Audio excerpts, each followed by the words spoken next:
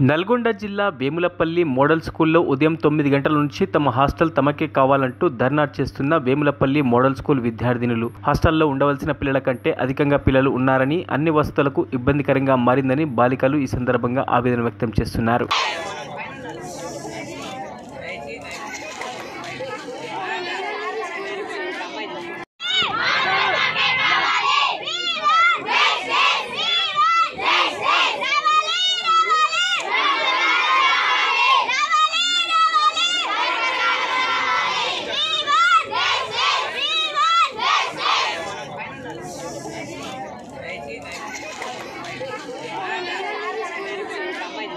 మరిన్ని అప్డేట్స్ కోసం మా ఛానల్ని సబ్స్క్రైబ్ చేయండి.